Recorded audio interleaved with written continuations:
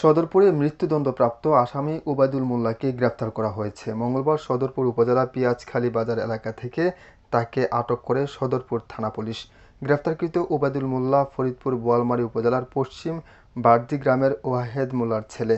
সদরপুর থানার officer in charge Motalib মিয়া জানান, গ্রেপ্তারকৃত ওবায়দুল মোল্লা বোয়ালমারী থানার মৃত্যুদণ্ডপ্রাপ্ত আসামি। তিনি আরও জানান, মৃত্যুদণ্ডপ্রাপ্ত আসামি ওবায়দুল মোল্লা দীর্ঘদিন পিঁয়াজখালী বাজার এলাকায় ভাড়া বাসা করে স্ত্রীসহ বসবাস করে আসছিলেন। পরে পুলিশ অভিযান চালিয়ে পিঁয়াজখালী বাজার এলাকা থেকে ওবায়দুল মোল্লাকে গ্রেফতার করেন।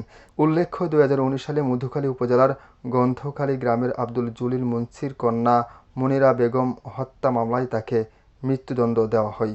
তারিখ হলো 15/3/2019, খ্রিস্টাব্দ ধারা হলো 302/201/34 দণ্ডবিধি। বোয়ালমারী জিআর 50/2019 এর মৃত্যুদণ্ডপ্রাপ্ত আসামি ওবায়দুল মোল্লা 30, পিতা হলো ওয়াহেদ মোল্লা, সাং হলো পশ্চিম বাড়দি, থানা হলো বোয়ালমারী, জেলা ফরিদপুর। উক্ত আসামি দীর্ঘদিন যাবৎ অত্র সদরপুর থানাধীন পিঁয়াজখালী এলাকায় ভাড়া বাসায় স্ত্রীসহ বসবাস করছে।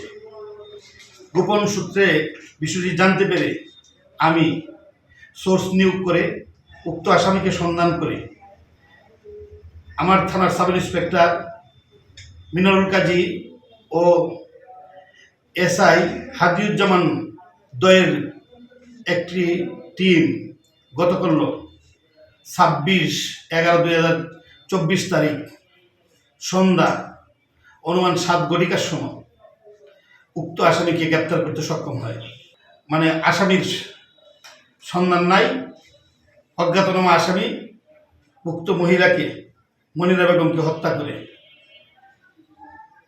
লাশ গোপন করার জন্য সে ফেলে দেয়। পরবর্তীতে বোয়ালমারী থানা পুলিশ তদন্ত করে ঘটনার সহিত জড়িত আসামি এই ওবায়দুল মোল্লার নামে বিজ্ঞ আদালতে চার্জশিট প্রদান করে। বিজ্ঞ আদালত বিচার শেষে তাকে মৃত্যুদণ্ড রায় প্রদান করে। রুকনুজ্জামান, আমার বার্তা, ফরিদপুর।